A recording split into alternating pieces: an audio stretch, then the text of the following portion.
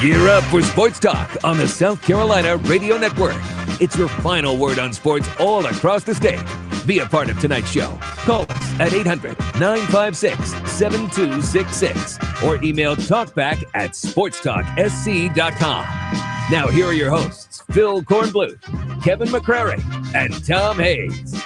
Just trying to get a good foundation this week in place so that when we come back and we get plugged back in to practice on Monday, you know, we're that much further ahead. You know, they've all been taking reps. I know that. As far as who's been taking more or less, I honestly don't know. Just get up, play my position. We've practiced with all three of them throughout the entire year, so there's no difference between any of them. And good evening, everybody. Welcome into Sports Talk South Carolina Radio Network back in Columbia after making the beautiful drive through the Smoky Mountains today from Nashville back to Columbia. And it is a beautiful drive through there, up through I-40, as long as people stay out of your way, which time to time they don't like to do. But the trees are starting to turn. And, another glorious day here in Columbia. When I got to my car after turning in the rental and changing cars, said 93 in my car as I was heading over here to the studios. Needs some cooling in that engine. That's a little weird. That's a little weird for October 20th, but I think the cooler weather is about to arrive in terms of at least a turn down of 15 to 20 degrees. Maybe it'll start feeling like football weather this weekend. State Fair's in town in Columbia. USC is hosting a football game on Saturday. Always a perfect marriage on a Saturday to have the State Fair and a USC home game. Fortunately for everybody, I'm not expecting the crowd to be overwhelming for USC football, unless a lot of people just want to go out to see who the starting quarterback's going to be. The Gamecocks are 2-4. The Minutemen are 1-6. It's a 12 o'clock kickoff. The fair is in town, so a lot of people who would go to the football game are going to go, I'm not going to fight that traffic. So I imagine if they hit 60,000, they'll announce 70-something thousand, but in the house, if they do better than 60,000, I'll be surprised and somewhat impressed. So who will the starting quarterback be as we sit here a couple of days away? This is sort of like when the Gamecocks are getting ready to play Vanderbilt. We were wondering, who is the starting quarterback going to be? Will Muschamp refused to disclose prior to that game. He has refused to disclose prior to this game. And maybe it'll come out on his radio show tonight. Well, why don't you finish the question? What's that? Because there's two ends to that question. What's the end? The end question is, who's going to finish? Because the one who they're starts, hoping. I'm sure they're hoping who starts will be the one who finishes. Because if the one who starts finishes, that means he's had a good day. But I'm going to tell you what. I'm not going to be a sucker this time. I'm not going to be stupid. I'm taking UMass and the 21 points. I don't think the Gamecocks, if they had Johnny Unitas at quarterback, could score 21 points. So I'm taking UMass and the 21. Because I want the 21 points. Okay. I'm not saying they're going to win. No, I'm saying the Gamecocks aren't going to beat them by 21. I just asked. This is a UMass team, that played Florida really closely and played Mississippi State, a dangerously close game on the road. Now, I take that back. Mississippi State played up at Gillette Stadium. Yes. They went down to Gainesville to play them. So, they have shown some moxie against better SEC teams than USC. The reason I was asking you, because I was going to compare reasons, because I picked UMass too. So goodness. That's why I was asking you. Gamecocks have got to show me a little something more that they can score more than 14 points before I pick before I lay 21. See, here's the problem that I have discussed, Phil. You and I have been together a lot of years, and I've always told you that when teams are comfortable, you play against the opponent across the line of scrimmage. When you got a new coaching staff and combine that with not being fairly comfortable with what you're doing, you're playing two opponents. The one across the line of scrimmage and yourself. Yeah. So, and that makes it very difficult to win a football game when it's 2 against 3. And that's what South Carolina is facing right now. All right, we've got a boatload of stuff for you tonight. You do not want to leave us if at all possible. Okay, you're heading home right now. I know you've had a long, hard day. doing whatever it is you do, and you're listening to us on the Point in Columbia, or ESPN Radio down in Charleston, or on our affiliate up in Spartanburg, or over in Greenville on our affiliate there, all across the state, stuck in traffic, whatever the case may be. We're glad you're with us. When you get to your location, stay with us. Take us into your home. Take us into the bar. Take us into the pool, the man cave, wherever you're headed when you get home. Say hello to the family, but say, I can't leave Sports Talk. Got too much good stuff coming up tonight. We've got the coach and the quarterback at the bottom of the hour. They are back. Chuck Reedy back from wherever he and the missus went down in the Bahamas last week. They're back. Steve Tannehill is back from shooting whatever it was he was shooting last week in terms of big game hunting. So he's back. We'll have them tonight. Mike Morgan on the move. We'll have Mike with us tonight. We will catch up more on USC and Clemson basketball, interviews with a couple of USC players I've done, also Clemson coach Brad Brownell, and also we'll hear from USC offensive lineman Zach Bailey. So we have got a phenomenal show, plus recruiting and some calls. In fact, let's go ahead and jump to the phones, 800-956-7266. And Glenn in North Charleston, we welcome you into Sports Talk. How are you? All right. How you doing, Mr. Phil? I'm good. I feel like I work for Walmart driving a truck as much as I've been on I-26 and I-40 and I-75 and I-20 and all other I's. My eyes are crossed from being on so many I's. I can imagine that. But my point is I'd be glad to win by 3 points. No, you wouldn't. Yeah, I would. Even this game, the way they're playing here in the past, I'd be glad to get a win, as they say. Well, they need a win in the worst way. I'll give you that. But you want to win, and you want to win with some style. Yeah, I do. I do. But the way they've been playing, the quarterback got no way of getting protection. That front line is a problem. Muschamp needs to get a good front line that will protect that ball.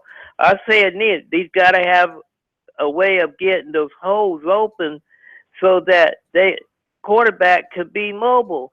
It wasn't the first one or Perry Orr's fault that they couldn't run the ball.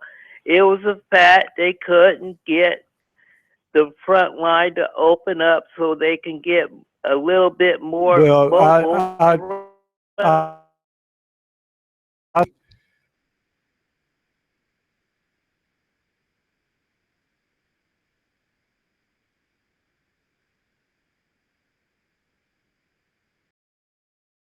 Stubborn with the South Carolina, they have a 3 or 4 yard gain, and then they start throwing the ball again. If you don't even keep the defense honest by thinking you're going to run the football, they'll just look at your formations and just say, oh, well, this is what they're going to do on this play. You cannot make your game plan so simple. The other side also know what you're doing. Thank you very much. Yeah, you're right, Pro. You got how do you decide, though, as a head coach and offensive coordinator, you give up on the run? What is that line for when you give up too soon? Mm-hmm. You know, when do you realize that I guess you try to run the football. Maybe when you get to the third quarter, you look up and you've got about 20, 30 yards rushing. You say, okay, this is just not working. We got to try something else, which is you go back to the Georgia game. And, I mean, I would have suggested, considering that they didn't throw the ball all that well, if I remember correctly, until the second half, maybe when Georgia had the lead and they gave them some time to throw the ball. But maybe if they had put McElwain in, and this is hindsight, no question about it, looking back at it, maybe they should have put him in the ball game and try and run that zone read and see if you could get him out on the corner and use his supposed good speed to make something happen and maybe spread out that Georgia defense a little bit. They were obviously, stuffing the line of scrimmage and not giving – look, you blame the offensive line, but it's hard on 7 or 8 to open up any gaps. He has not run the zone read with Dowdle. That's why I keep telling people, when you got a big back that can run over people and you run the zone read, let's see how that looks. At least let us take a look at it. All right, we'll continue with your calls after the break. Packers and we better win, and by we, you know who I mean. We'll be right back.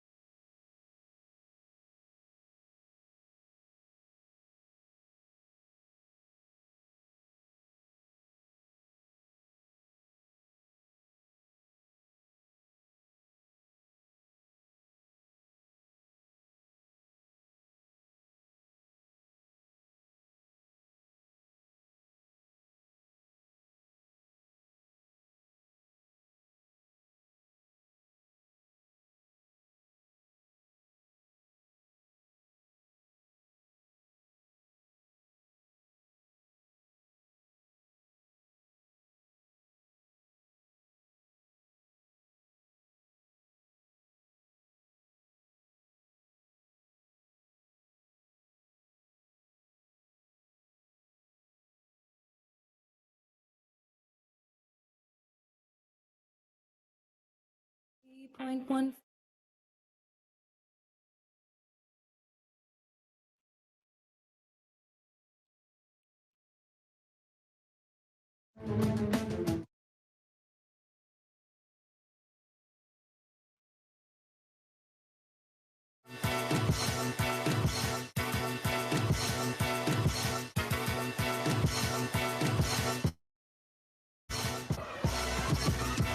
Even though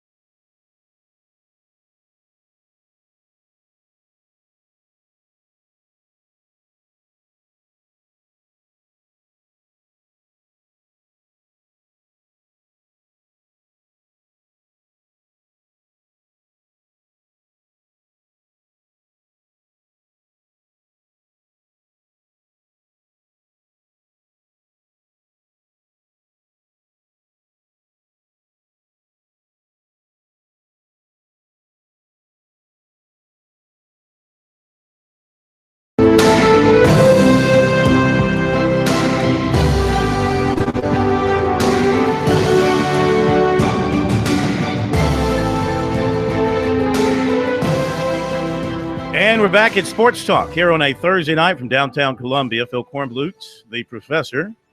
Tomas Hayes. K-Mac is off tonight. Jarmart is here.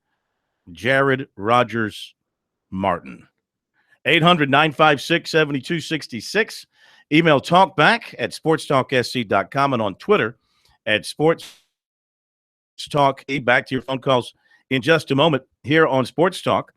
As I want to remind you that the Sports Talk is presented by South Carolina soybean farmers and their checkoff. Learn more at scsoybeans.org. Pork, powered by soy. Yeah, you got the Packers and the Bears, the oldest rivalry in the NFL. 193 games have been played. And the Bears stink again, and the Packers stunk on Sunday.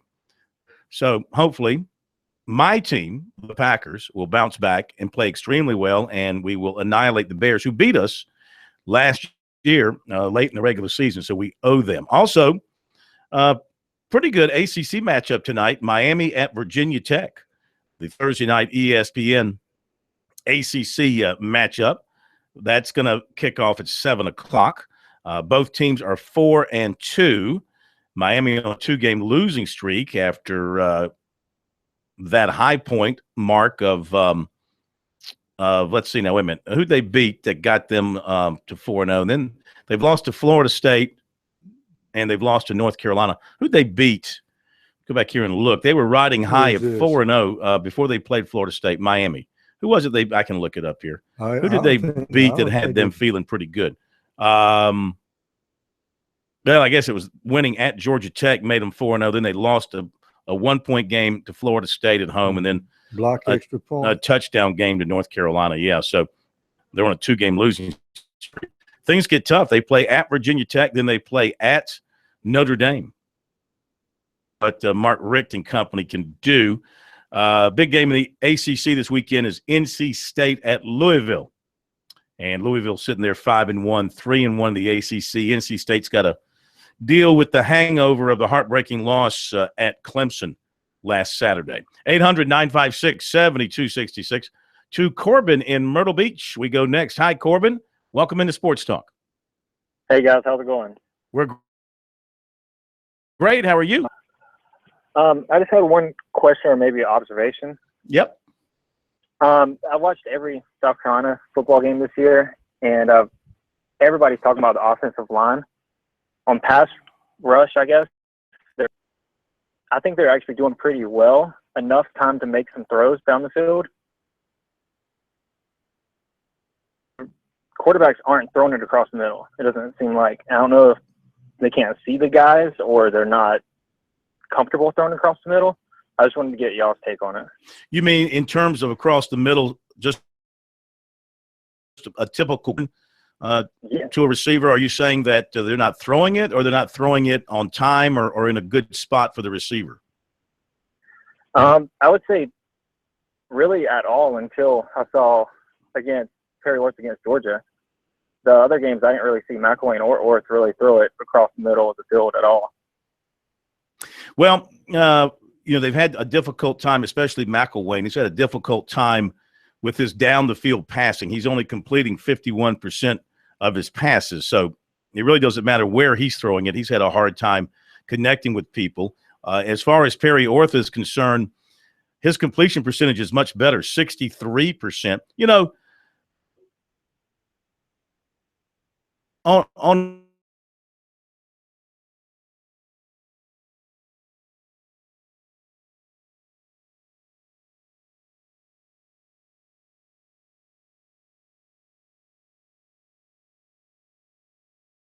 quarterback this year has been 42 yards. That was by McElwain. Mm-hmm. Orth has an efficiency rating of 120.58. So, I mean, Orth is a good quarterback between the 30s, but something happens when he gets in the red zone. I started to do this, and I realized it would take way too much time that I didn't have yesterday.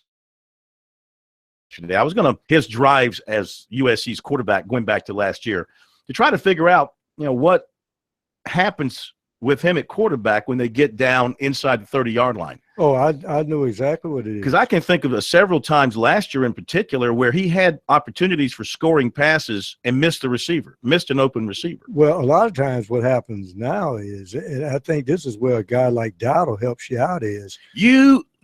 Are y'all related? No. Is he like no, he's not a cousin or nephew or – because you love Rico Dowdle. Yes, he's the only back they have on the team that when you hand it off to him, like a Brandon Lattimore, there's no gain there. No, he's got 2 or 3 yards. He makes yards. He loves contact. Remember now, when Lattimore told you, when he's kept tweeting, this guy is good, I want to take his word for it. Well, he's averaging 4.8 yards per carry But David Williams is averaging 4.8 yards per carry. But you don't see him anymore. A.J. Turner averages 4.4 yards per carry. No, here's the difference. He's averaging 4.8 tough yards per carry. The first guy rarely brings him down. Well, based on the little bit that we've seen out of him, I mean, he's only played in 2 games. He's only had 16 carries. I imagine he'll get more work against UMass. Oh, he's gonna get more work. That's why I said I'd love to see him in the zone read. But here's the thing: when you got a quarterback that they know they're not going to run the ball, they can't get the tough yards. Now you got to throw into tight windows, which is what Mustang is doing with his defense. He'll dare you to get to his 20, but back then they try to throw it on him. And that's what other teams are doing in South Carolina. All right, back to the phones we go, and we go to it took him a few days to get over it. I was just in Nashville, Bulldog Bird. You know what? They act like beating y'all as badly as they beat y'all in Athens. I mean, just walked up and down the field on you and dragged you around. And, well, big one-point win. They act like it was no big deal, the Vandy people I was talking about. It was like, beating Georgia's really – we don't get that excited anymore about beating Georgia. Oh, yeah. Really? Okay. Now, are they firing Kirby? Because usually teams that lose to Vanderbilt, their coach gets fired. Is that coming down this week? No, or I next fired week? the athletic director last week. Oh, you did? Got it mixed up. Yeah, for hiring him. But I was just going to say, South Carolina has a major NCAA violation going on, and I ain't heard you say anything about it. Oh, what is that? Too many assistant coaches. I mean, y'all are piling on. Come on. Number one, you can't replay the Georgia game as much as y'all would like to. And number two, y'all got a good coach. Just give him some time. Give him some slack. This ain't Spur here. He hadn't even got his foot in the door yet, and y'all slamming him. I mean, come on. Oh, no, we're not slamming him. We're talking about problems. Well, he's talking about the fans. You're not. When you say y'all, you're talking fans. You're definitely not referring to the. No, not. By no means, not to the mamas out there that is discouraging some of y'all's recruits from going to Carolina. Firing it up on I will Facebook. tell you this. I wonder how Nick Chubb's mom felt about him being used as the lead blocker on that last play against Vanderbilt. You think she felt pretty good about that? I hope she ain't got a Facebook page. She was probably watching her other son play at Clemson at that time anyway. That was a bigger game. That was a much bigger game. Come on, Bulldog. I mean, seriously, how in the world do you lose at home to Vanderbilt? And how do you not give the ball to your great running back? I mean, what genius came up with the idea of, let's give it to our wide receiver for his first carry of the day? They tried to break a touchdown. They thought they could break it. Well, I mean, come on, seriously, who made that call? Who do you blame? You blame Chaney, you blame Smart, you blame Mark Richt. Mark Richt called that play in from Miami. Mike Bobo made that call. Mike Bobo he had a few minutes to spare out in the Colorado Springs. No, where is Colorado State located? Not Colorado Springs. That's where Air Force is, isn't it? Anyway, Fort Collins. Yeah, Fort Collins. Right. Yeah, he called that play. Mike Bobo. Well, y'all have fun. I'm going to watch Mark Richt play a little football. There you go. Let's pull for Mark Richt. It's really too bad he's lost the last 2 games because I could have really nailed Bulldog Burt and all Georgia fans. If Mark Richt was sitting here 7-0 and Georgia loses to Vandy like that, there'd be no end to it. All right, we've got the coach and the QB coming up next.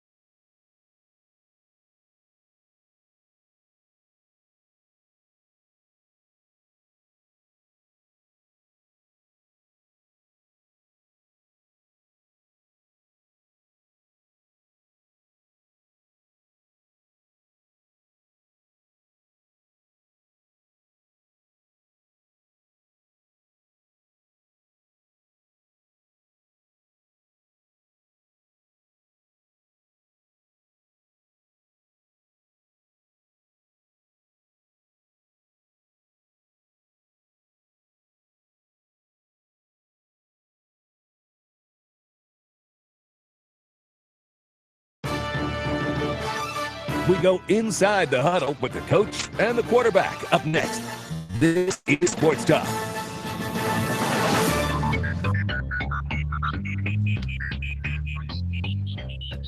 Welcome back in Sports Talk South Carolina Radio Network. Here on a Thursday night, we dive deeper into the thoughts of the great minds of college football as we welcome in the coach, Chuck Reedy, and the quarterback, Steve Tannehill, here to Sports Talk. Coach Reedy, been on a little bit of a trip down into the Bahamas. Did you miss all of Matthew as he was blowing through? Oh, yeah, that all went through before we got down there. We went to Turks and Caicos, which is south of the Bahamas. But, yeah, it was nice. I didn't think about you last Thursday night. I'm sure. Hey, listen, when you go to Turkey and Croatia, where'd you go? Turks and Caicos. Oh, Turks and I thought you said Turkey and then Croatia. No, Turks and Caicos. That's where the big money goes. That's right. All the rich people. No. You got that. And listen, you talk about big money. Hey, you big money. You go big game hunting or something last week. Where did you go?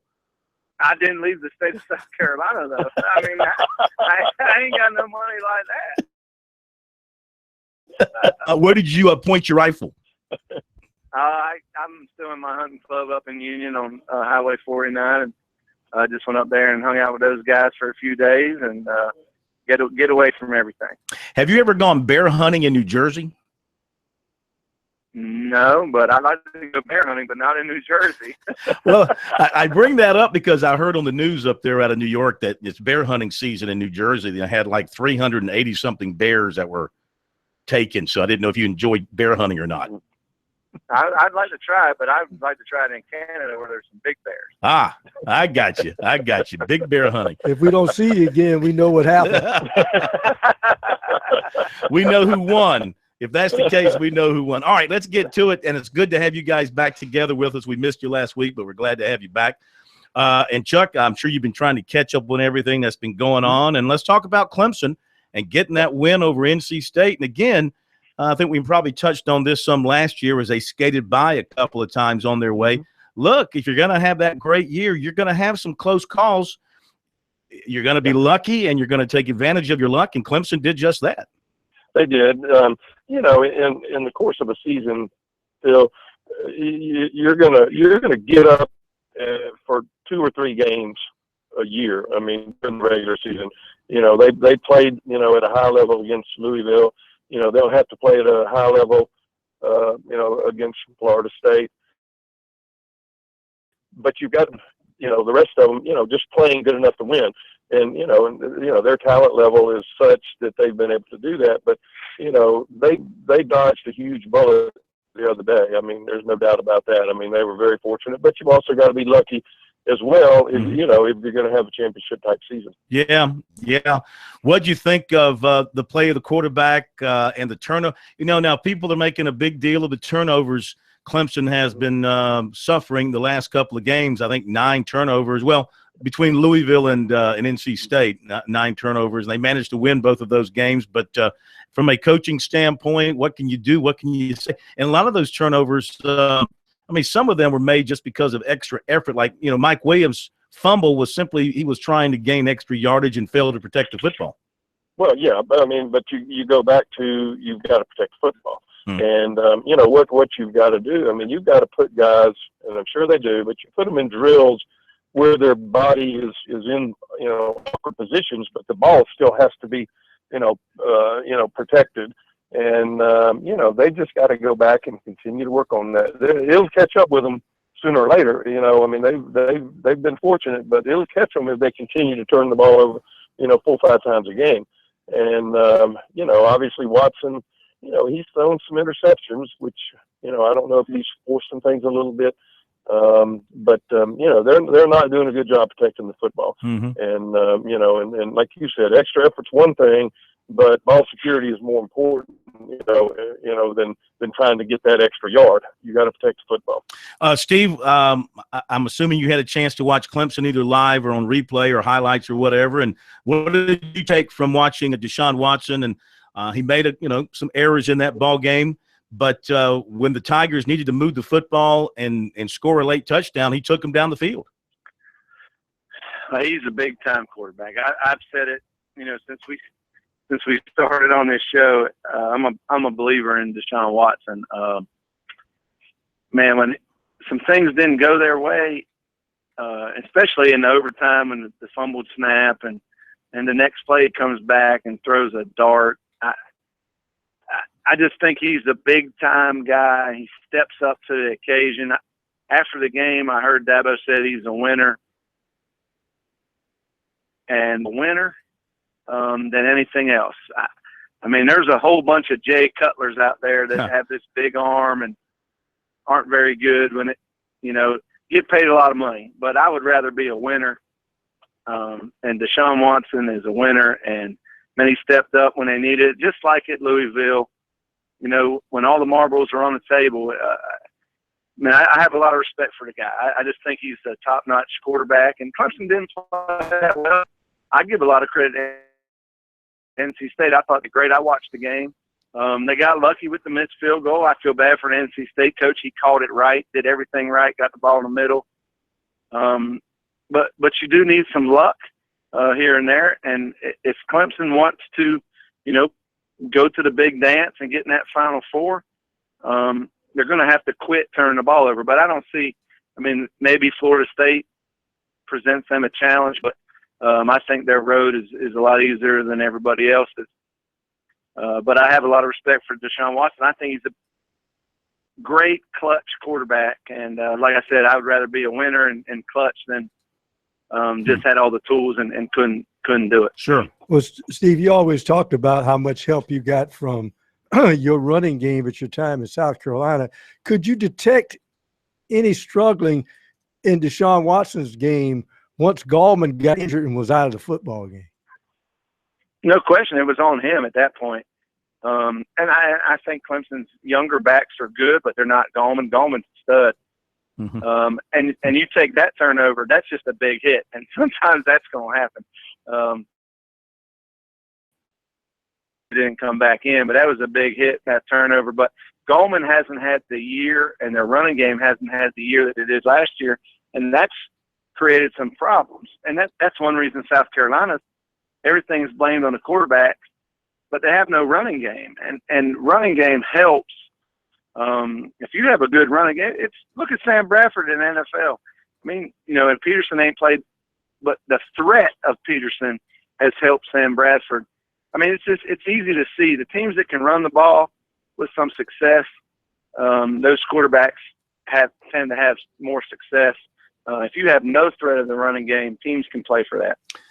Now, Chuck, it took a lot of arm twisting by me of you last year to, get you to finally admit that Clemson was a great team last year and capable of winning the national championship and maybe the greatest Clemson team of all time. Of course, they can't really say that until they win it all, right? Well, I think I guess that's true. I think it's very difficult to try to compare, this team with the team 35 years ago. This is a very, very talented football team, and I think they've got enough talent, certainly to get in the playoff. And once you get there, it's a 2-game season, and they'll have a chance. Obviously Alabama looks to be better than anybody. But, if they got to that and got that far, into one game, anything can happen.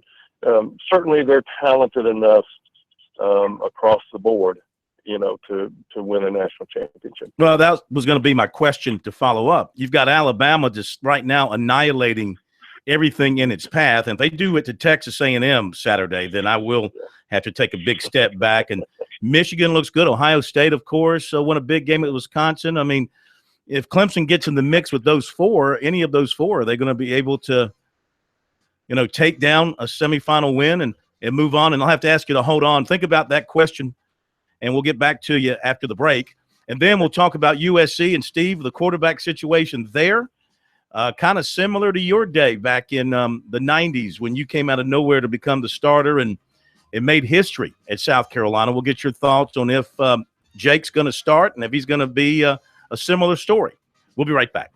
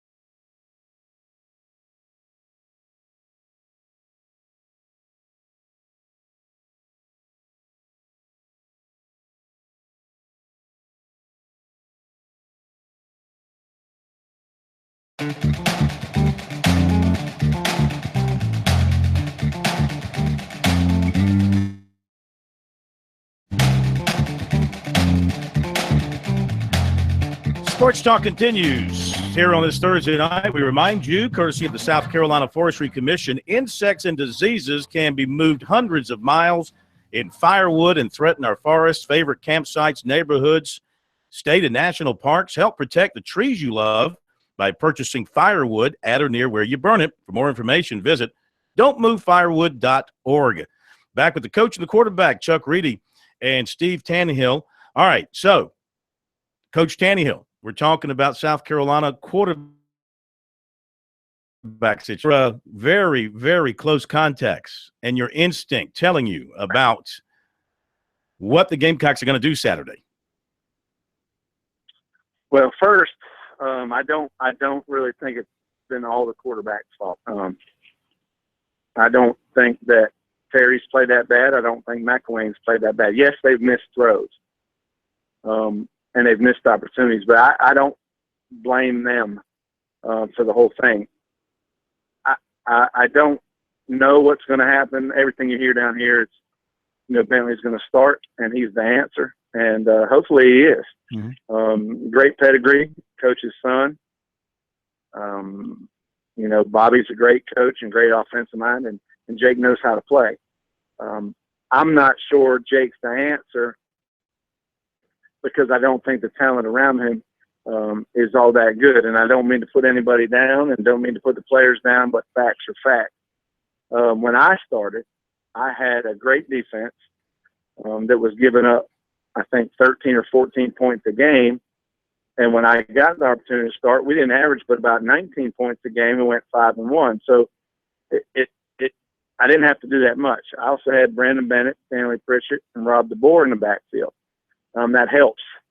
And So there's a big difference in when I played in this opportunity. I think that if Jake does start, it is UMass, who's not very good. Mm-hmm. I started against Mississippi State, who was ranked 15th in the country. So there's a lot of big differences. But the offense needs something. I don't know if it's Jake. I think he'll be a great player. But I don't put all my blame on the offense on the quarterback. I think you got to go to the offensive coordinator. I think you got to go to the playmakers or the lack thereof in the O-line. And I just don't blame the quarterback. I've watched every game. I've been to the games. I just don't think it's all the quarterback. Had you played, refresh my memory, before you started on October 17th, 1992 against Mississippi State, the Gamecocks were 0-5. Did you play any at all before that? Were you going to be redshirted? No, I was never going to be redshirted, I don't think. I played the second game against Arkansas, played terrible. They threw me in there, the third quarter, and we were getting beaten, not interceptions. And then I sat 2 weeks, and then I finally played most of the game against Alabama and played good. Mm-hmm. We got beat, I think, 35-7, but Alabama in 1992 won a national championship. That was 48-7. Yes, 7.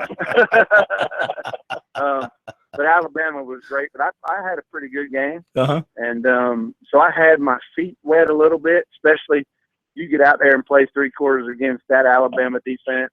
You're pretty much ready to play. And, again, this wouldn't be a bad week if you're going to play Jake. I don't understand how we're 20-point favorites. We don't average but 14, but if I'm a bettor, which that's illegal, and I would never do anything like that. Of course, that's a tough thing to do. But really and truly, it's just such a different situation. He hasn't played at all. Why hasn't he played? Again, I don't blame everything on the quarterbacks. I just now again, like I said, they've missed those and missed some deep balls, but I'm not. I'm definitely not against Perry or Brandon McElwain, and I know Jake's good. I coached against them. Bobby's great offensive mind, and them boys work. The Bentley boys. It's 365 days football. If there's a day off, they're going to throw, and I think Jake's going to be a good one. But I just worry about the talent around them. I'm not sold on the talent around them. All right, Chuck, what's your feelings about taking the red shirt off of Bentley, if indeed they do that, and insert him as the starting coach? Real simple. If he gives them the best chance to win, then they play him. You can't worry about 4 years from now. Muschamp, he was only at Florida 4 years, and if and so you can't worry about down the road. You better worry about right now. And if he gives them the best chance to win, then you play him. And because what we've talked about all year, that somehow they need to try to get 6 wins, which is going to be very difficult. But if he's their best chance to do that, then you play him. Now, the thing that I don't understand. And, I think, I'm sure they have a plan, but, what I read in the paper, and I don't know anything other than that they're rotating all 3 of them. Well, I know this. If he's going to start the game, he needs to get every single rep in practice. Otherwise, you're not giving him the best opportunity to be prepared to play. You cannot, give 3 guys reps and expect them to be ready to play. Orth and McElwain, they know what to do. If they have to go in the game, they know what to do. They've played, but I would give this guy every single rep. I don't care if it's Goose Creek High School or the New England Patriots. Your starting quarterback should get 75 to 80% of the reps in practice every week. And and again, maybe they're doing that. I don't know. I'm just going by what I read in the paper today and play well. Sounds like you're right. They are giving them all the reps. They're splitting it up based on what the players are saying. All right, real quick, running short on time. Let me ask you this. You probably saw where Brandon McElwain's mom wrote something on Facebook, and, of course, it was picked up by everybody and talked about it. how do you react to something like that as a coach, and how do you deal with the player in that situation? Well, Brandon, he's had an opportunity to play, and and if it's Jake's time, give him an opportunity to play, and then you can evaluate, between the two of them, who has played the best. I mean, that's all you can do. I mean, you can't, you can't try to please the parents, and you can't try to please the players. I mean, you play the best guy. And, if they're going to play Bentley, he'll have an opportunity to go out and see if he's the best guy for them and gives them the best chance to win. Steve, how would you have felt if your mom had I guess there wasn't Facebook or anything like that back then, but had there been and your mom would have put something out there like that, what would you have done? She would have never done that, number one. And if I read it and understand her point of view, and no matter what happens with Jake or McElwain, there's always going to be the issue of the coach's son. And that's inevitable. When it happens, it happens. Now, Jake could go out there and play a great game, but it's UMass. He'll be tested the next few weeks. Yeah. So talent always rises to the top, and the best player usually plays, especially when the coaches – in this case, Muschamp doesn't have that much string. Just like Coach said, at some point it comes down to who has the most talent and who plays the best. And the cream rises to the top. So eventually we'll find out. Both guys are young, man. These are freshman guys.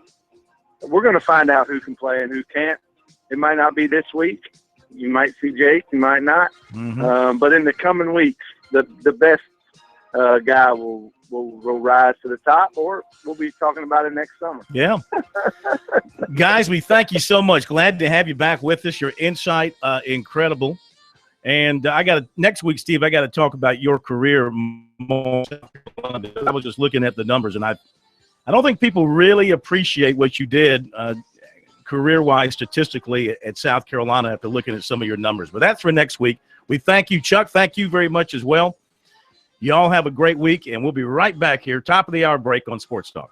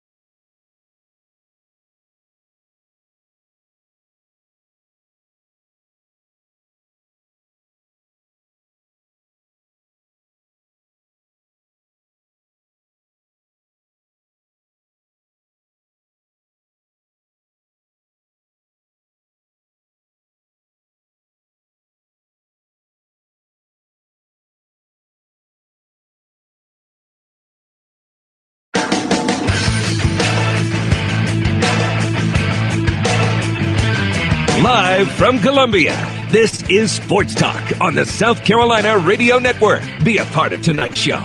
Call us at 800-956-7266 or email talkback@sportstalksc.com.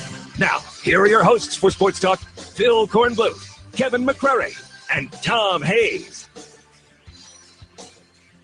And we're back, Sports Talk, on a Thursday night from downtown Columbia. Good to have you with us. Phil Kornbluth, the professor, Tom Hayes, and Jar March, Jared Rogers Martin, who's very excited tonight because he's a big fan of the Minnesota Lynxettes, and they're playing the Los Angeles Sparkettes for the WNBA champion. Sparkettes. No. We have to make sure that people know this is women. No, it's WNBA. That tells you right there. Yeah. So, anyway, I would say that I have absolutely no interest in this sporting event, and so we will move on. The way the Packers playing, you might want to turn over there. That's not funny. I find nothing humorous. You know what? The only way I would watch a WNBA game is if somebody took a double-barrel shotgun and put it to my head and opened up both barrels, okay? One barrel wouldn't be enough. It'd have to be both barrels. It'd have to be up against my head. Speaking of somebody who probably would love to call the WNBA championship one day on ESPN, it's Mike Morgan on the move. How are you, sir?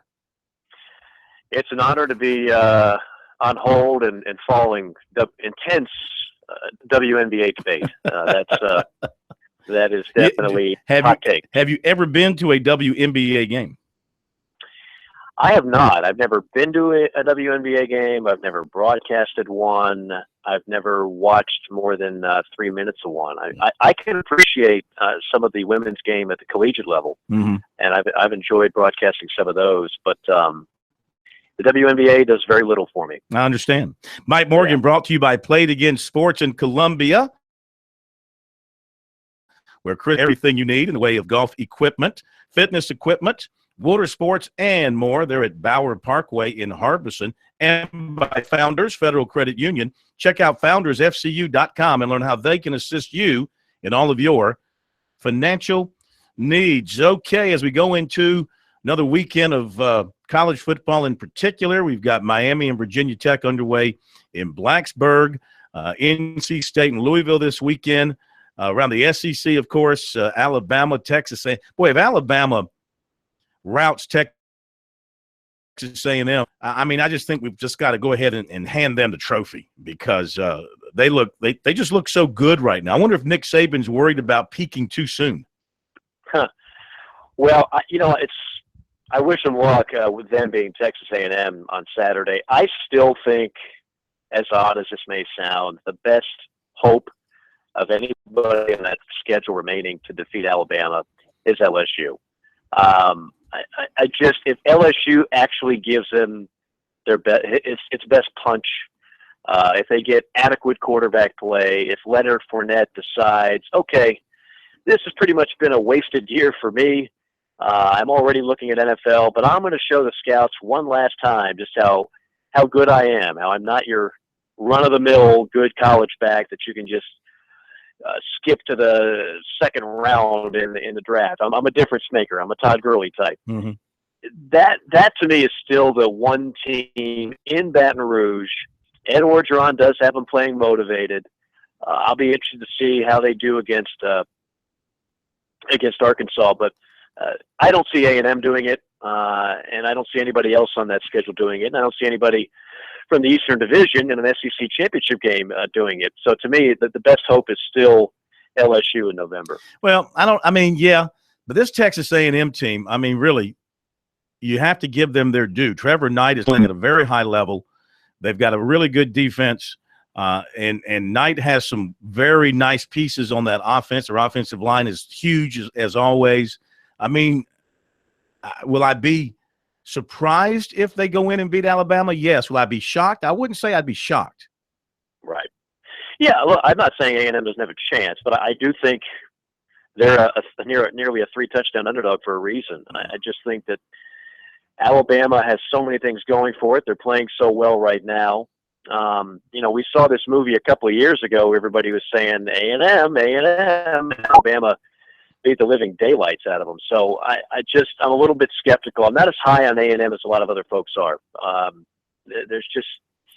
They're certainly good, but I don't think they're in a class of Alabama, and I don't think they're the team that knocks them down. If somebody knocks them down this year, I mean, Ohio State or somebody like a Clemson or a Louisville, somebody out of the ACC.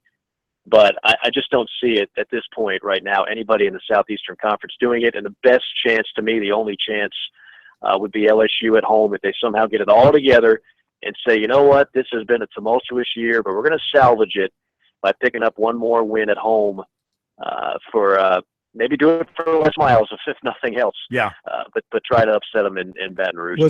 What scares you though, Mike, is sometimes Alabama's best offense is when their defense is on the field. Well, they've got more defensive. They've got more non-offensive touchdowns than a number of Division I schools. I'm not sure South Carolina might be in that mix. They're close if they're not in it, but I think it's 11 is the total now of non-offensive touchdowns for Alabama. That's an insane amount. Mm-hmm. I mean, when you think about that, I think 9 of them are on the defensive end and 2 are on special teams. And there's talk now, I mean, as good as the Alabama defenses are that we've seen in the past, that the defense that we're looking at this year has 9 first-round draft picks. That would be a new record even for Alabama. They finally have a quarterback that gives you an extra dimension running the football. They always have good backs. They always have good offensive linemen. They've always got a receiver or two that can stretch the field. But this Alabama defense might even be a step above some of the ones we've seen in years past. So when you add all that up, what's not to love about Alabama right now? But I will say this. We've all fallen into this trap before as college football fans, going all the way back to the early 2000s when some people were calling Oklahoma the best college football team of all time. And, of course, they didn't even win the national title. This happens where we just fall in love and we get enamored with a team or a program and we think they're invincible. How about Miami? That second year was 2002. Where they'd won 20-something in a row and they lose to Ohio State. Nobody saw that coming. So they're not invincible. Nobody in my eyes in college football is invincible. And just when you think that you're ready to crown somebody a national champion in late October, that's when they get tripped up and everybody is shocked by it. But we shouldn't be shocked anymore. That's the beauty of college football, is that it's not that predictable. Morgan on the move. Virginia Tech with the 3-0 lead on Miami first quarter in Blacksburg. On to another subject of interest to you, the Big 12. You've seen the Big 12 a lot. What's happening out there? And were you surprised by the decision this week by the chancellors and presidents and all that not to announce that they're moving forward, or to announce that they're not moving forward with expansion right now? I wasn't surprised as much as I was disappointed. And I say that as someone who recently called games in that league for the last 4 years. And I Commissioner Bowlesby, I've been to those media days. When he goes to a podium, he's a well-spoken, intelligent man. Those are some great programs. It is a league full of tradition. But what I have learned about that conference, I mean, people can look at the SEC and they can say, oh, Alabama. Alabama does not have as great as Alabama is. If Alabama threatened to leave the conference, the SEC wouldn't just fold like a cheap tent. Mm-hmm. Believe it or not, the SEC would live without Alabama. The Big 12 has been held hostage by Texas on more than one occasion. Remember, Texas flirted with the Pac-12, threatened to leave 4 or 5 years ago, right before our eyes. There were defections. They had to add a couple of teams. They passed on Louisville, huge mistake. They pick up West Virginia instead. They pick up TCU, which was an asset. But now here they are. They pass up on Houston, which everybody and their grandmother would agree would make a common sense play. But that league is run by 2 people, Texas and Oklahoma. And everybody else just sits back and waits to find out what they want to do. And the fact of the matter is they did not want to expand. All right, hang on. Yep. Going to hit a break. Come back a little bit more with Mike Morgan here on Sports Talk.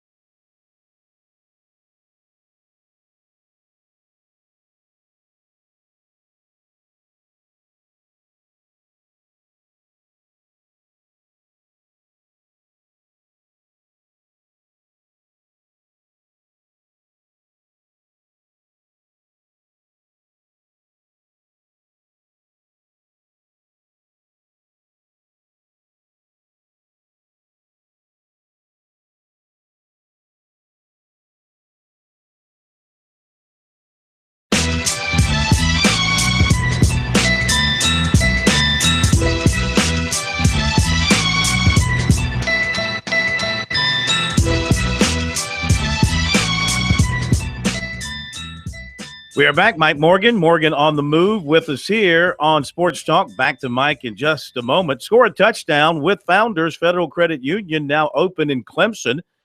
Founders Clemson location is on Highway 93 next to Walmart's Neighborhood Market. They also have 4 on-campus ATMs, 3 of which accept cash and check deposits. Visit RelaxJoinFounders.com to see if you qualify for membership. Founders Federal Credit Union, federally insured by NCUA. All right, back to Mike. So you're talking about the Big 12. No expansion right now. And go on.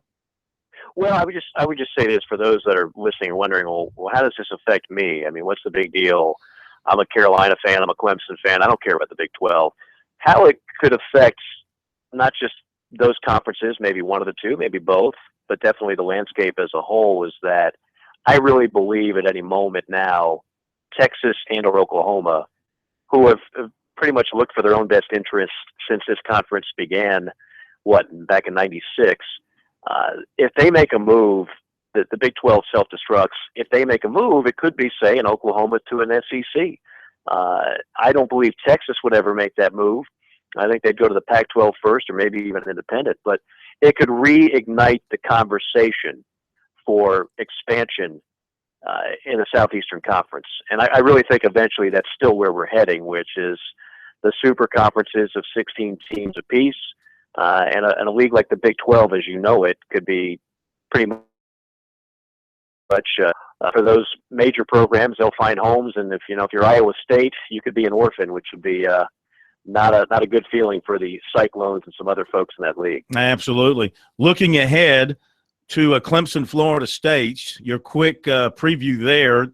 The Seminoles, of course, they're out of national championship contention, and the Tigers can pretty much not totally, but pretty much seal their fate for an unbeaten regular season if they can get through Tallahassee okay. Yeah, I mean, the question there is what Clemson shows up. You know, is it the one that clearly played an outstanding game to beat a very good Louisville team in half of their games this year? If you do that against Florida State, you're in trouble. Mm-hmm. I think certainly Clemson will be motivated for the game because it is Florida State and it's at a venue that Clemson has really struggled at. So I would expect Clemson to get the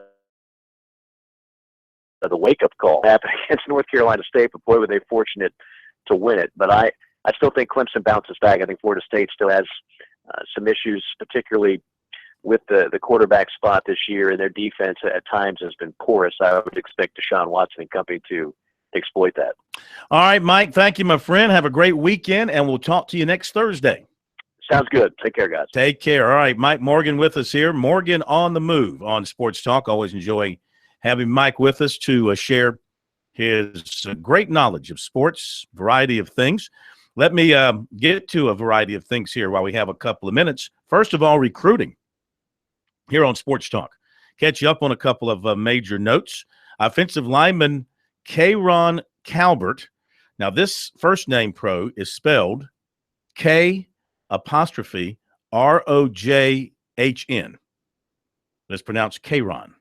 Okay. K'Ron Calbert. Yes, he had some problems in first grade spelling his name. He's out of McMinnville, Tennessee. He's a big lineman. He visited USC for the game. He's coming back for an official visit October 29th. He enjoyed his unofficial to USC and said he likes South Carolina a lot, like the atmosphere, the people, thinks they're improving under Muschamp, likes and along with USC, he's most interested in Tennessee, Missouri, Florida, Mississippi State, LSU, and Louisville. The Vols and Tigers have not yet offered a point in the process where he can name favorites right now. His coach is Tom Moore, and he says at 6'7", 290 and can run. He's a tremendous athlete, great explosiveness. He's also a basketball player. He just hasn't played a lot of football. He's a green football player, as they say. Defensive back Natron Culpepper of Miami will take his official visit to USC Saturday for the UMass game, along with Maryland, Mississippi State, Utah, and Michigan State. Culpepper has USC in his top 5. He's been hearing from the Gamecocks pretty often, in particular Travaris Robinson.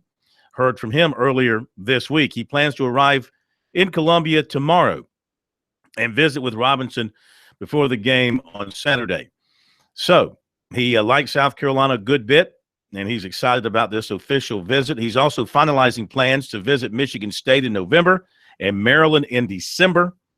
And he is also looking at Utah and Mississippi State for officials. 2018 defensive lineman Josh Belk of Louisville was offered by Florida today, per 24/7 Sports. 2019 receiver Jacoby Pinckney of Dorman was offered by Wake Forest. Wide receiver Tyke Ogle-Kellogg from Alcoa, Tennessee. He'll visit USC on Saturday. He's also been to Clemson. He's a 2018 prospect. 2018 defensive end Brenton Cox, 6'4", 235, Stockbridge, Georgia, released the top 10 of Clemson, Georgia, Ohio State, North Carolina, Tennessee, Alabama, Ole Miss, Virginia Tech, Louisville, and Florida State. He has 19 sacks on the season. And in basketball, I can't remember if I mentioned this last night or not, so I'll mention it again just to be safe. Zion Williamson, the acclaimed 2018 swingman from Spartanburg, will visit NC State Friday and Duke on Saturday. He's been planning to visit USC, but has not gotten there so far this fall. He has been to Clemson this fall. Excuse me. And there you go with recruiting here on Sports Talk. Our recruiting every morning. Check it out for lunch. Check it out for brunch on our website, sportstalksc.com, and on Twitter at SportsTalkSC. Take over, Pro. And, of course, I think probably, as I said, from Spartanburg, arguably people say now he's either number 1 or number 2 in the country in his class. And, boy, if you're Clemson in South Carolina, you would just love to throw talking about building a wall. You want to build a wall on the border of the ACC to keep him out of North Carolina and Duke. It's going to be tough. Mm-hmm. It's going to be tough. I mean, Frank Martin, Brad Brownell, they'll give it their best shot. They've been up there to see him and visit with him. And he has family ties to Clemson. You know, his dad played at Clemson. Right. And Clemson feels like with their new facilities now, a revamped Littlejohn and everything else, that they can stack up with anybody. But, man, it's like in football. I mean, it's so tough when NC State and Duke and Kansas and Louisville and those, as I like to call them, the blue bloods, when they come calling on you, you're a basketball player, and you know you're going to go to a school that lives and dies with basketball. Mm-hmm. And if you go to Clemson, you know, if you're a basketball player and you go to Clemson and they take you to a football game and you see 80,000 and all the passion and everything for football, that's great. And you go to a basketball game in November or December and there's 7,000 people in there, and, you know, it's not as passionate or as hepped up as a football game. You realize, and you don't have to do that to know at Clemson and at South Carolina where the passion really is. Though good basketball teams at those schools, when they're having good years, the fans will get behind their teams and it will be great. But they know when they go, if they go to North Carolina or they go to Duke or they go to Kentucky or they go to Kansas, you're going to play A, in the tournament, and B, you're going to play for a national championship. You're going to have a chance maybe every year you're there to advance deep in the NCAA tournament. While at Clemson and South Carolina, you know, they need you to get to the tournament. So it just depends on your approach and how you want to do things. It depends, because for every 9 to 10 kids, and I'll use this example, for every 9 to 10 kids that will go to Duke or Kansas, you got to find that Dominique Wilkins that would go to Georgia. Why in the heck did he? But, you know, it turned out well for him. And well, it didn't really. Not in terms of Georgia went to the Final Four after he was gone. But I'm talking about his springboard into the NBA. But he could have gotten to the NBA from but my point Erskine. is, as he said, I didn't want to go to a machine. Mm-hmm. I wanted to go somewhere and build a program. Mm-hmm. And when he goes to Georgia, you started, Dominique. If he goes to North Carolina, another cog in the wheel. I don't know about the old cog thing.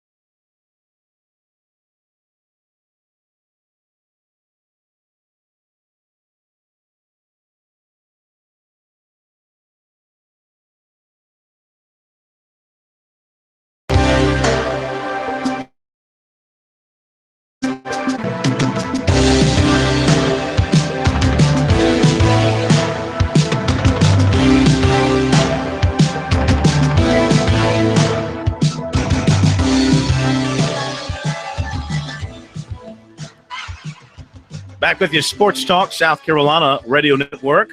Give you the high school football report brought to you by Farm Bureau Insurance. With new auto insurance rates from Farm Bureau Insurance, you could be saving a whole lot of money, even if you received a quote before. Rates are now more competitive than ever.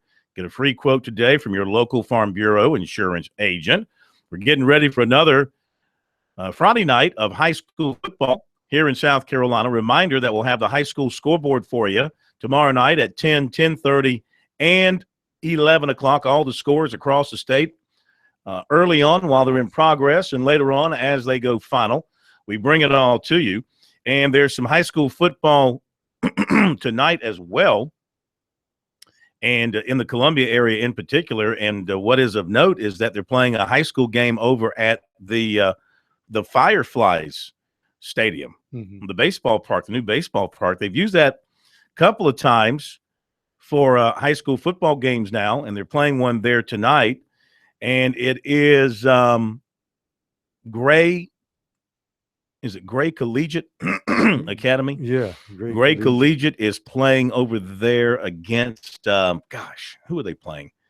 I forgot who it is they're playing. But anyway, they are playing a high school football game over there at that baseball park, which is kind of neat for the kids. I need to stop by there and see how they line that field and how it looks from a fan standpoint with the high school football game being played in that baseball park. But tomorrow night, a reminder that we will have for you all the scores. Oh, here we go. I got it right here. It's Eau Claire at Gray Collegiate playing at Spirit Communications Park. Also tonight, you've got Aiken playing at Dreer in Columbia. Everything else is tomorrow, and we should have everybody playing football around the state tomorrow. Myrtle Beach area, Hilton Head area, PD area. As far as I know, everybody should be back in action, and that is a good thing. For some football teams, it's been 2-3 weeks since they've had a chance to play. All right, that is our high school football report. Will Muschamp is not on his coach's show tonight. He's out recruiting. In fact, he's at Wilson High School watching the 2018 standout Xavier Thomas. So that he is, that's kind of a catch-22. On the one hand, you appreciate that your coach wants to go out recruiting and all that. On the other hand, you pay him good money to do his radio and TV shows, and the fans want to hear from the head coach. They've got the coordinators on, which is fine. And you say, well, Corn, it's just the off week and all that. But, you've only got 12 shows. The head coach at every possibility. I disagree with it. I think the fans really would like to hear from Kurt Roper. Well, because they haven't had the chance to do it. Well, here's what Roper is saying, just following some of the tweets. He says nothing about who'll play quarterback. We know that Saturday. He says, where's the quote here? We have a good plan for Saturday, and he adds, I like my job. So he's not going to, tip his hand. He says on McElwain, he says, I don't sit here and beat Brandon up for his production because he's had to play at such an early stage of his career. Well, if it's going to be Jake Bentley, he's going to be playing at an early stage in his career too. He also says he says black coaches moved away from McElwain, so he drops a hint here. Apparently, apparently it's not going to be McElwain. He was struggling throwing the football from the pocket in the drop back game. So that is what is being written from the comments being made. So that is that. See, I would ask the second question first. What type of special package did you have for Jake when he starts on Saturday? Yeah. Then see if he answers the second question first instead of asking him who starts. Now, one of those who'll be protecting the quarterback, whether it is Bentley or McElwain or Orth or maybe all three, but Chuck Reedy makes a great point. He does. I mean, you can't split the reps in practice up among three quarterbacks. And who says they are? All three are repping. Maybe that means if it's going to be Bentley, maybe Bentley's taking 90% of the reps, right, and the other two guys are splitting the other 10%. And Chuck's point is well taken. You got to get the number one guy as many reps as possible. So the guy, one of the guys up front who'll be trying to protect whoever it is Zach Bailey, and he talked with the media earlier this week, the Gamecock offensive guard, about the offense and the quarterback situation. they've all been taking reps. I know that. As far as who's been taking more or less, I honestly don't know. I just get up, play my position. Right. Does it make any difference in your life who plays quarterback? Not at all. No. We've practiced with all three of them throughout the entire year, so there's no difference between any of them. Isn't there a little bit of nuances in the offense, though, with the three, with each guy?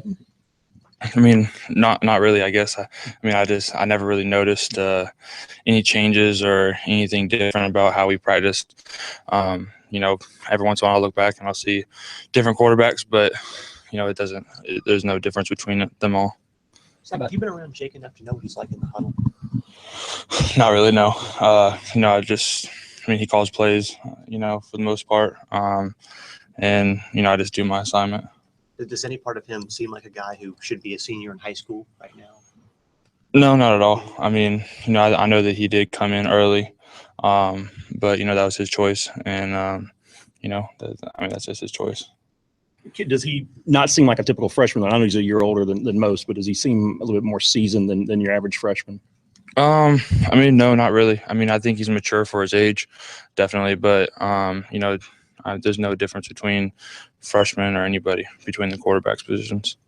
Where has he made the most progress over the past month? Just understanding plays, I guess, would be the best part. Understanding certain things you can do at the quarterback position that maybe have been forgotten or just have been slid under the rug.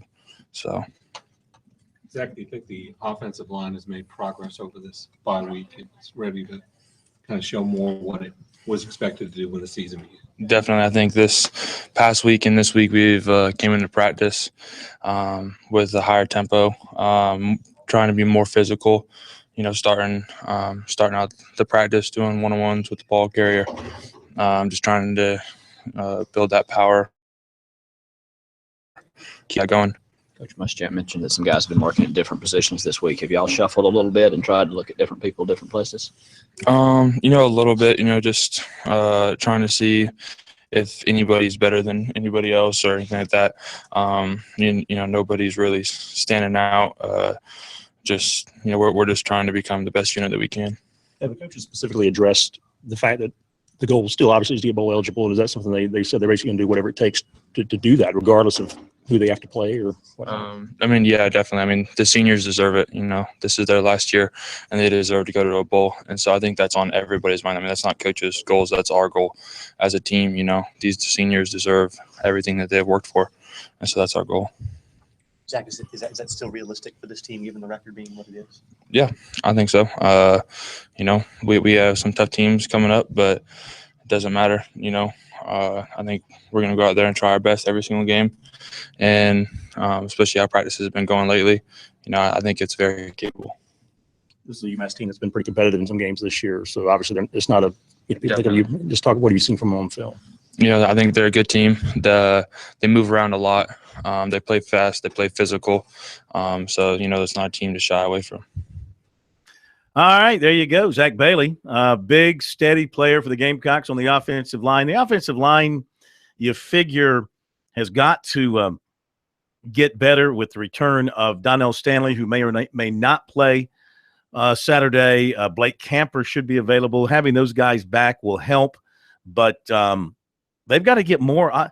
It seems like they don't have great depth on their offensive line. They have DJ Park now playing in a backup role, so that when those other two guys are healthy along with him, that gives you 8 guys right there that you can rotate in and out. And Stanley gives you some flexibility because he can play guard or he can play tackle and a little center. And Park can play guard and tackle. But they got to get more offensive linemen ready to play. They just don't have a large number of offensive linemen, apparently, who they feel good enough about to get them into the rotation at this particular time. All right, we'll hit a break. 3-3, Miami and Virginia Tech. Let's give you a little Dabo Swinney. We'll catch up with him from his comments yesterday after practice of the Tigers hit their off weekend. Back in a moment.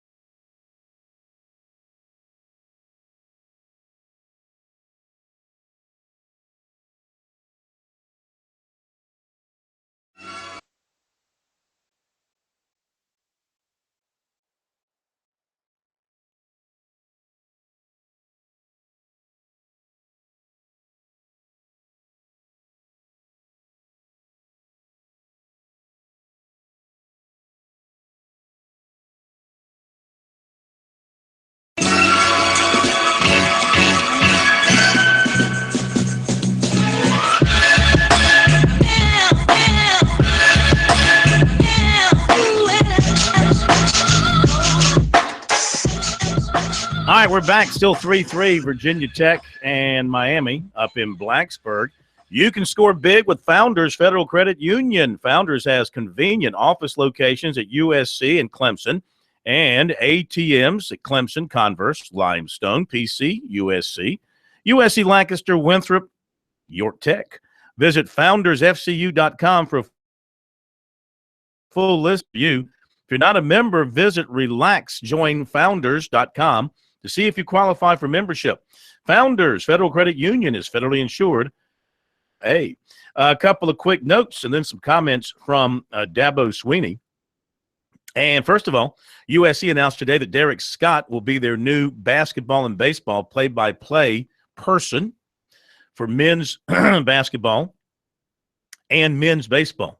I have to say men's baseball because, I mean, you have to do that these days. You just can't say baseball. You just say baseball. You have to say men's baseball. No, you don't. No, you don't.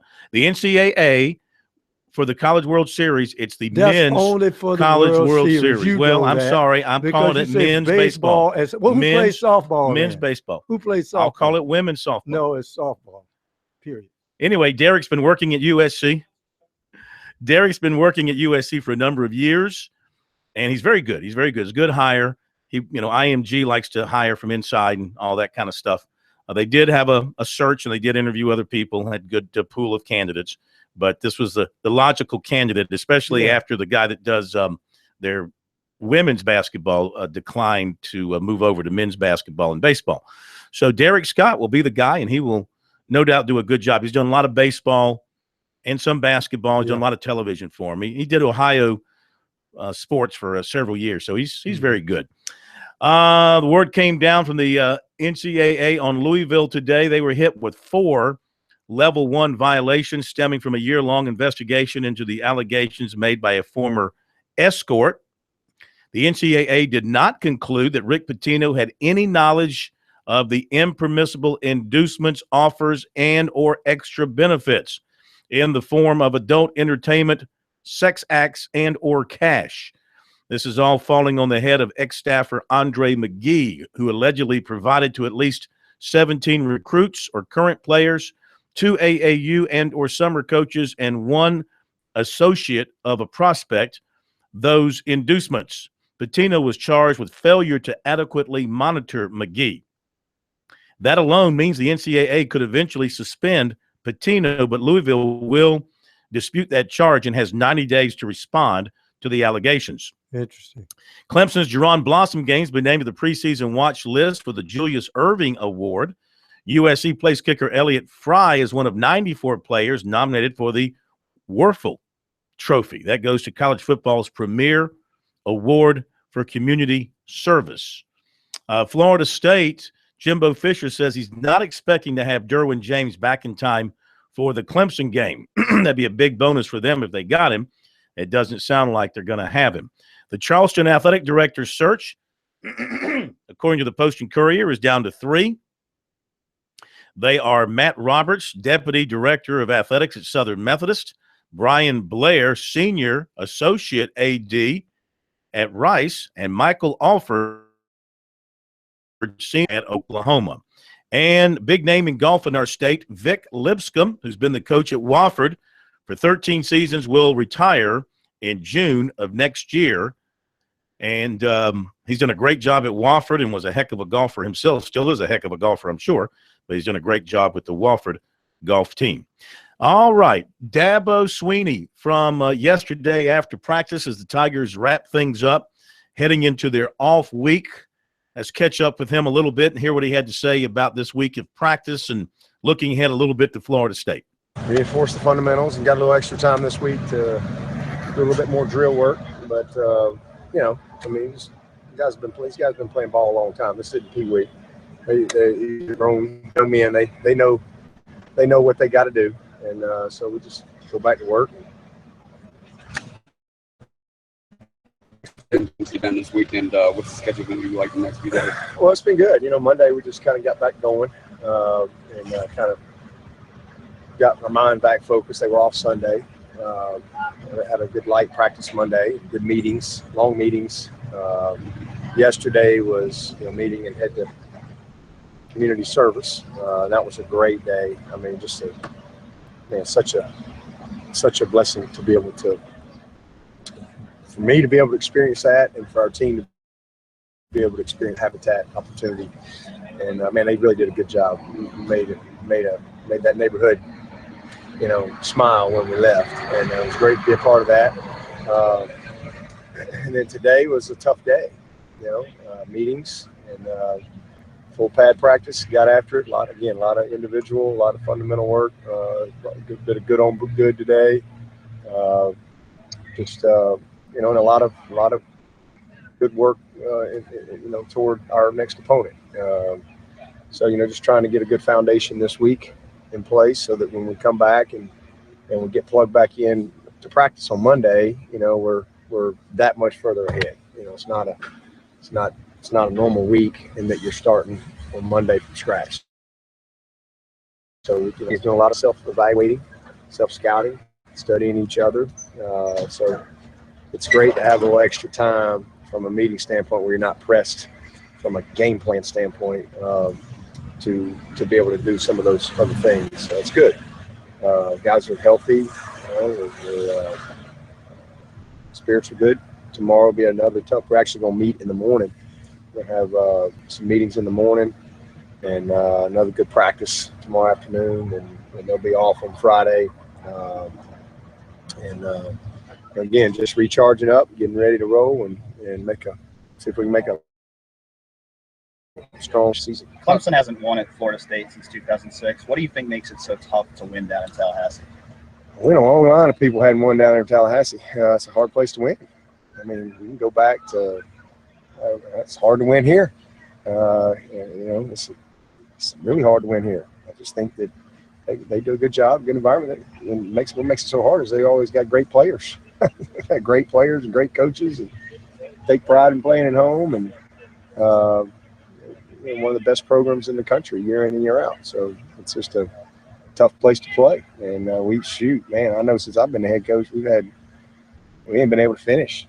I mean, 2010, we're down there. I mean, those of you that were around here, we led the whole game, and had some miscues, missed some kicks, had a turnover on the goal line, and then we had a penalty on third and forever, and you said it, not me, and which put them in position to kick a 55-yard field goal, I believe, in 2 seconds. So that was a tough one. And then we go back down there in 12 and had the lead. We just couldn't hold on to it. They were a better team than us. Couldn't hold on to it. Couldn't finish it in the fourth quarter when we needed to. So we've played hard. We've done about everything you can do but win. And it's not going to be any easier this trip. Dabo Swinney from Clemson, where every time there's an interview done at Clemson after practice, you hear one of those Gator tractors crank up in the background, or a lawnmower or something like that. They always got that equipment rolling around. I love back there. where Dabo threw in that. Hey, it's tough to win down there. Tough to win here. I think he's proven that. Yeah. His record at Death Valley is impeccable. All right, boy, it's been a busy show. We appreciate the coach and the quarterback. We appreciate Mike Morgan being with us. Appreciate the phone calls early on. Tomorrow night, let's see, we'll have the Governors, another round of the football filibuster. We'll give you our picks for the weekend. I got some dandies for you. I got to have a big Saturday. We'll have Lee Sterling with us as well. We will get to those basketball interviews. They're not going to go old on us or anything like that. They're still good. They'll hang. I mean, Evergreen. We still have a month until basketball tips Evergreen. off. Yeah, there's no real rush. David Shelton tomorrow night, too. So we got a great lineup tomorrow night as well. Let's go Packers. I need a win. Have a great night. We'll see you tomorrow.